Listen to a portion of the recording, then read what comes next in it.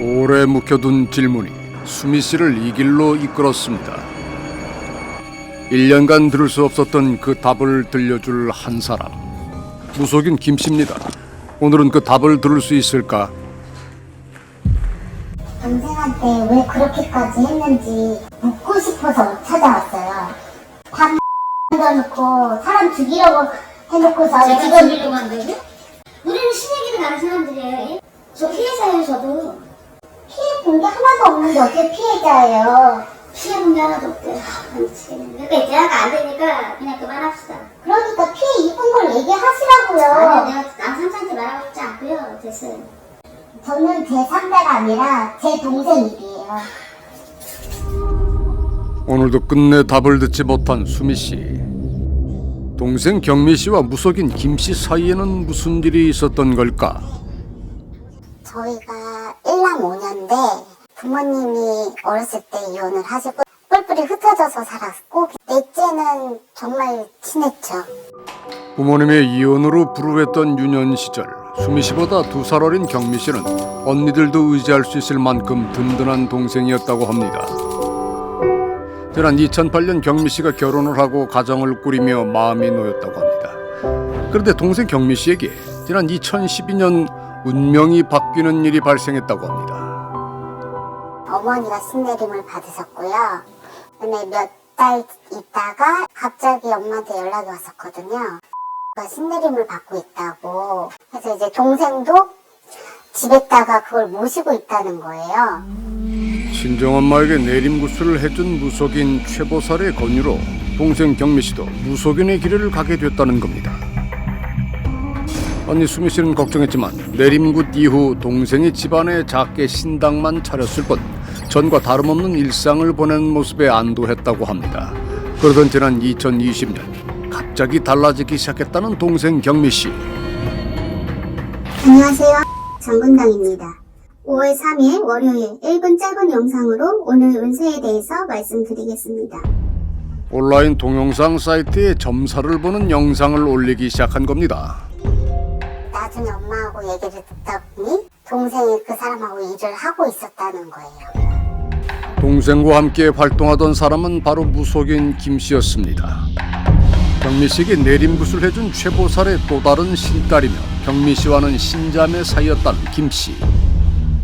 그녀가 2020년 어느 날 한 온라인 무속 채널에 동영상을 함께 올려보자고 경미 씨에게 제안했다고 합니다. 영상을 본 손님들에게 전화가 오면 김 씨의 도움을 받아 점사도 보기 시작했다는 경미 씨. 그때부터 동생 경미 씨가 변했다고 합니다. 돈 필요하다고 계속 연락 오고 점점 그 액수가 커지고 횟수가 늘어나면서 아 이거 이상하다. 그러면서 연락 잘 안 되고 만나는 횟수는 이제 거의 없었어요. 어느 순간에는 그 사람 말이면 따르는 한밤중에도 전화해서 오라고 하면 애 혼자 집에 두고 가는 거 보고서 아 얘가 이상한테 완전 미쳐있구나. 여러 곳에서 소액 대출까지 받고 이를 갚지 못해 1,000만 원이 넘는 채무가 발생했고 그 결과 집과 통장이 가압류되기도 했습니다. 게다가 2023년 2월 그 제보가 동생 멍 들어온다고 해가지고 찾아갔는데 진짜 멍이 들어있는 거예요. 눈에 들어있고 팔에 들어있고 시폰 보라색 빛의 멍들이 군데군데 얼굴과 몸에서 발견된 멍과 누군가 쥐어뜯은 듯 일부만 빠져있는 머리카락까지. 혹시 경미 씨가 무속인 김 씨에게 폭행을 당하고 있는 것은 아닌지 의심이 돼 따져 물었다는 가족들. 그런데 나가라고 얘기했는데 내가 계속 있는 거라니까. 근데 왜 있냐고 너. 나도 거기서 다시 하고 싶으니까. 아 제대로. 그언니는 진짜 옆에서 도와주고 했어. 너 그러면 가족들한테 돈 계속 빌렸던 거네. 어? 네가 돈이 필요해서 가족들한테 돈 빌린 거였어? 친구들한테? 돈 요구한 적 한 번도 없어. 이제 너하고 나 언니 동생 관계 끊을 테니까 나가. 가족들의 걱정에도 불구하고 오히려 무속인 김 씨를 고마운 사람이라고 두둔했다는 경미 씨. 결국 지난해 2월 남편과 이혼까지 하고 김 씨 신당으로 들어가 함께 생활하기 시작했다고 합니다.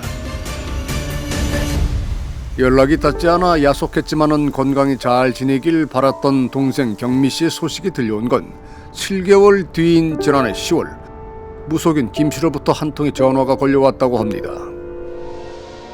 심각해서 전화를 드렸는데 지금 사람 물건이 아니야. 내가 여기서 왜 송장을 치러 지금 근데 얘가 상태가 밥을 안 먹고 여기서 미친 짓거리 한다니까 내가 영상 다 찍어놨어. 신에서 손댄 것도 있으니까 본인이 와서 상태를 보라고. 흰 벌전도 내려와 있으니까. 경미 씨의 친정엄마에게 연락해 딸의 상태가 이상하니 직접 와서 데려가라고 말한 무속인 김 씨. 그렇게 7개월 만에 재회한 경미 씨의 모습은 가족들의 말문을 잃게 만들었다고 합니다. 완전 빼짜 마르고요. 머리카락은 듬성듬성하고 가위로 잘랐는지 아주 짧은 상태였고요. 얼굴 낯빛 안 좋고 군데군데 멍든 자국이 있었고 거의 얘가 뭘 그냥 멍하니 가만히 있더라고요. 검사로 확인된 경미 씨의 상태는 몹시 충격적이었다고 합니다.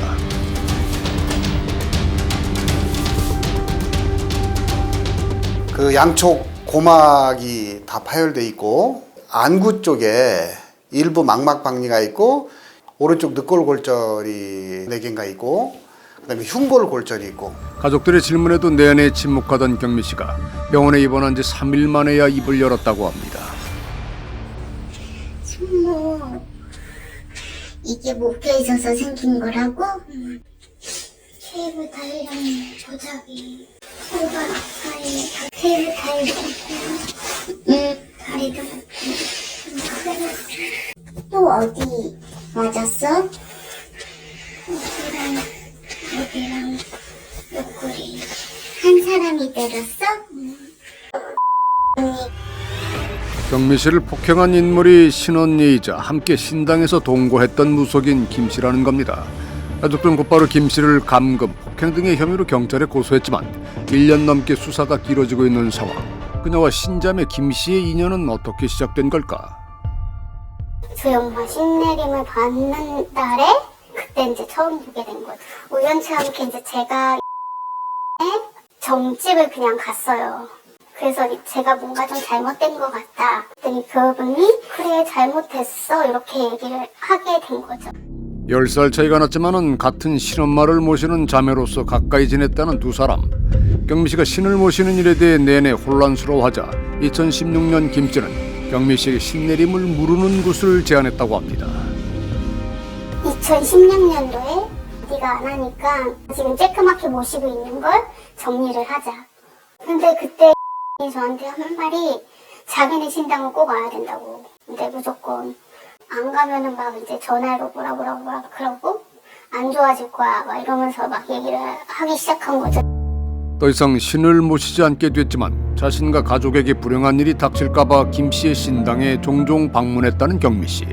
그런데 2019년도부터 유튜브가 이제 자기가 찍기 시작을 하면서 저한테 이제 신에 대한 일을 해라. 여기 네 신당처럼 생각해라 이러면서 네가 지금 신당이 없으니까 여기 그냥 매일 와라. 거기 신당의 청소라든지 설거지 뭐 이런 것도 다 시키고. 무름굿을 한 지 4년 만에 다시 신을 모셔야 한다는 김 씨의 말이 의아했지만 의지했던 신언니 김 씨의 말이었기에 따를 수밖에 없었다는 경미 씨. 온라인 동영상을 보고 누군가 전화로 신점을 봐달라는 의뢰가 들어오면 김 씨가 점사를 대신 봐주고 경미 씨가 손님에게 알려주는 식으로 일을 했다는 두 사람. 그렇게 한 건당 5만 원의 비용을 받으면 모두 김 씨에게 입금했다고 합니다. 이제 제가 너무 사기를 치는 것 같아서 저는 일부러 이제 전화를 안 받기 시작했어요. 그때부터 이제 저를 너 왜 전화 안 받아? 막 이러면서 돈 안 벌어? 막 이러면서 이제 그때부터 닭다리 시작된 거죠. 그때 식당 주방 설거지를 했는데 일을 못 가게 하니까 거기서 이제 잘리니까 수입이 없잖아요. 노래방 도우미를 하라고.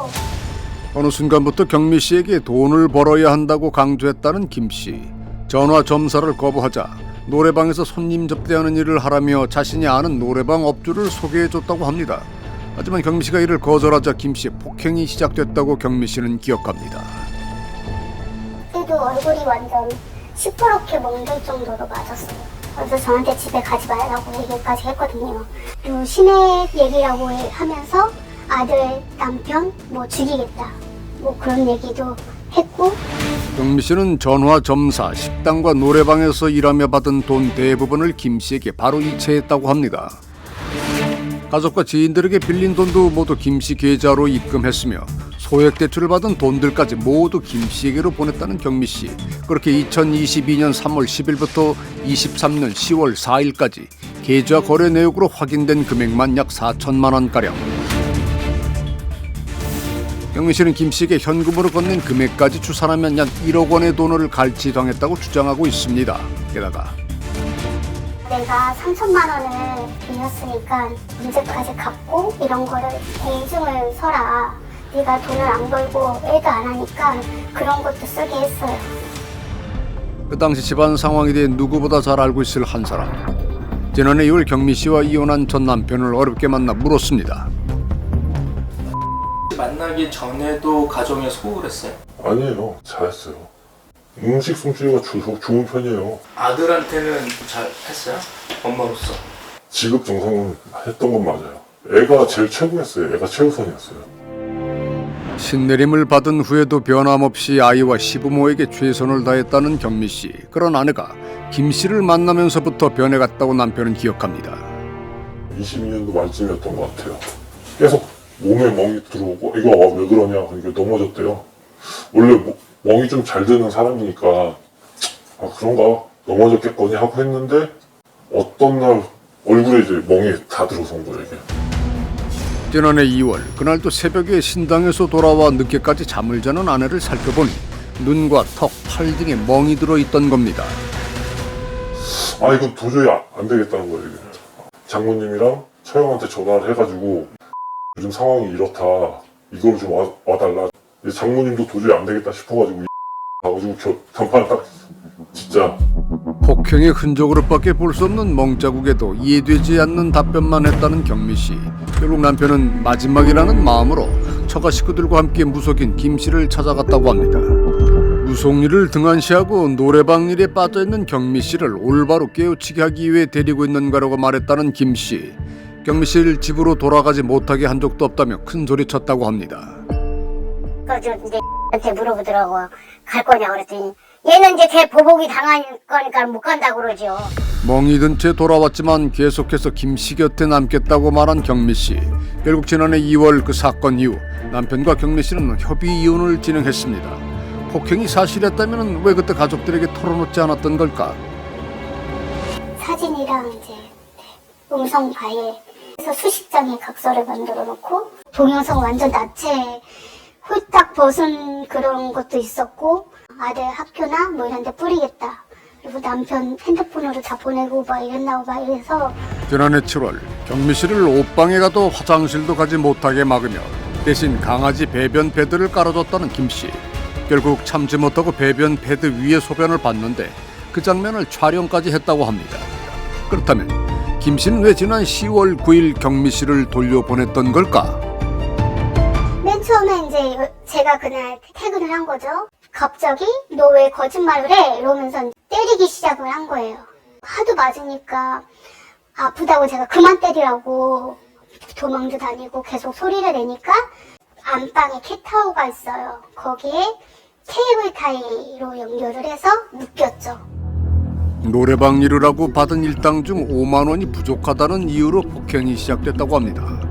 그러니까 옆으로 눕게 만든 거죠. 여기에 손이 묶이고 여기에 다리를 묶었어요. 손가락 아예 못 움직이게 10손가락 다 케이블 타이로 묶었어요. 이렇게 5개 다. 손과 발을 캣타워에 묶고 손가락도 케이블 타이로 고정시켜 움직이지 못하게 했다는 김 씨. 그 상태에서 무차별적인 폭행이 이어졌다고 합니다. 눈을 떠보니까 계속 이제 구토를 아무것도 안 먹었는데 그냥 계속 나오고 정신 잃고. 그날의 폭행으로 경미 씨가 3일간 사경을 헤매자 김 씨가 연락한 곳은 병원이 아닌 경미 씨의 친정엄마였습니다. 그 김 씨는 자신과 경미 씨에게 신내림 굿을 해줬던 신엄마 최보살을 신당으로 불렀다고 합니다. 최보살은 당시 목격한 경미 씨 상태에 대해 확신을 갖고 얘기합니다. 아니야 내가 봤을 때. 걔가 돈을 시험하는 거 있잖아요. 갈비 이렇게 나못 일어나요 자체를 아시죠? 일어나서 집 문고 내린다 다 내리고. 내가 봤을 때 걔 언니랑 엄마 언니하고 저 치고받고 싸워요 걔들 잘. 그러면은 그 하루 이틀 사이에 뭔가 문제가 빠질 수 있는 거지. 가족들이 119에 신고해 경미 씨를 병원에 데려간 건 집에 도착하고 하루가 지난 다음 날 오전 9시입니다. 최보살의 말처럼 신당을 나와 병원에 향하기까지 17시간 동안 경미 씨에게 다른 일이 있었던 걸까? 그 답을 알고 있을 한 사람.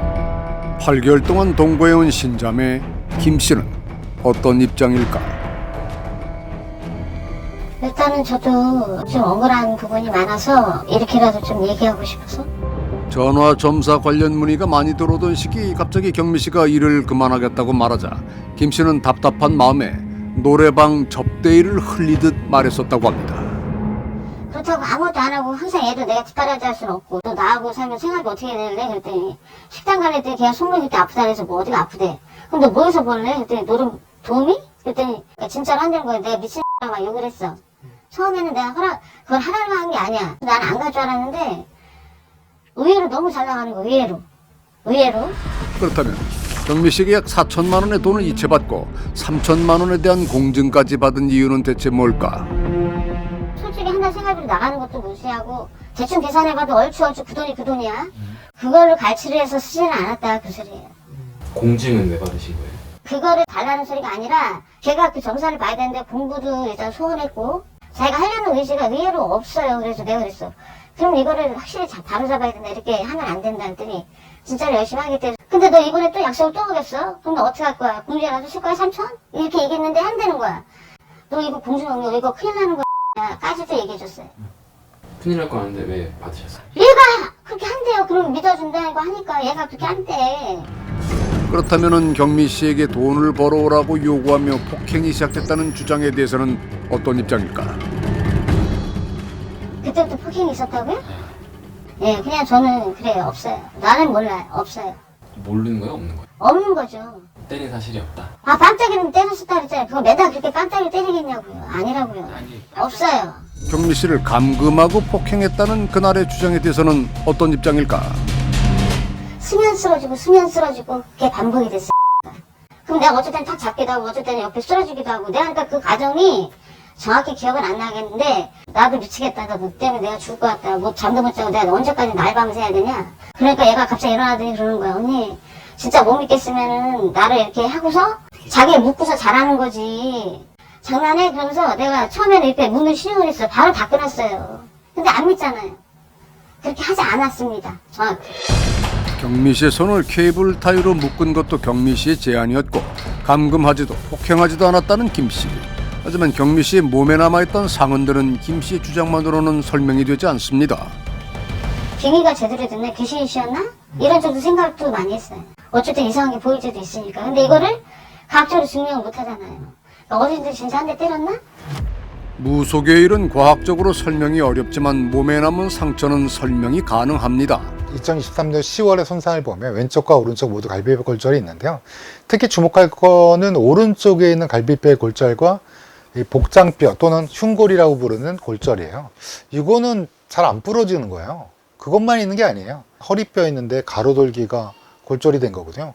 이건 밟았다고 봐야 돼요. 그러니까 고정된 물체에서 밟았을 때 움직일 수 없는 상황에서 발생하는 골절이기 때문에 자해보다는 타해의 가능성이 훨씬 높다.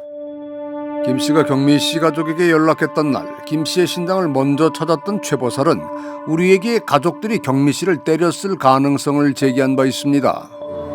경미 씨가 김 씨의 신당에서 나와 다음 날 오전 응급실에 가기 전까지 17시간 동안 가족들에게 폭행을 당했을 가능성은 어느 정도일까? 사진 찍었을 때 손상의 정도를 보면 이 손상은 시일이 좀 지난 손상으로 보여요. 바로 만들었다라고 좀 오기 어려운 손상들도 있어서 장기간에 오랫동안 있었던 손상이라고 추정해보는 게 합리적일 것 같습니다. 갑작스레 신내림을 받고 답답했던 상황 속에서 신언니 김 씨가 유일한 구원이라고 믿은 건 자신의 선택이었지만 그 대가는 너무나 컸습니다. 결혼하고 남편이랑 애랑 살았을 때의 그리움 그리고 미안함이 있는 거죠. 저한테 손을 둘 다 아들도 그렇고 남편도 그렇고 내밀었는데 제가 피했죠. 근데 왜 피하셨어요? 제가 너무 망가져있다고 생각을 했으니까. 지난 5년간 무속인 김 씨와 가까워진 만큼 가족들과 멀어졌던 경미 씨. 거짓말 하지 말고 진실을 얘기하라고 하고 싶고 처벌을 꼭 받았으면 좋겠어요. 그것이 알고 싶다에서는 화천 북한강변의 시신을 훼손한 후 유기한 사이버작전사령부 소속 양광준 소령에 대해 아시거나 이 사건의 피해자인 군무원 A씨를 아시는 분들의 제보를 기다립니다. 그것이 알고 싶다에서는 2019년 10월경 동대구 고속버스 터미널에서 포항행 시외버스에 탑승한 것을 마지막으로 실종된 63년생 김영옥 씨를 찾습니다. 평택 아이스크림 제조 공장에서 근무하고 대구에서 요양보호사로 일했던 김영옥 씨와 알고 지냈거나 김영옥 씨의 행방을 알고 계신 분들의 제보를 기다립니다. 덤프트럭이나 지게차 등 지입 차량에 현금을 투자하면 월 200~300만 원의 수익을 주겠다며 주로 경상도 지역에서 여성들에게 접근하는 수법으로 투자 권유를 받거나 혹은 사기를 당하신 분 또는 투자 이후 행방불명된 사례에 대해 알고 계신 분들의 제보를 기다립니다.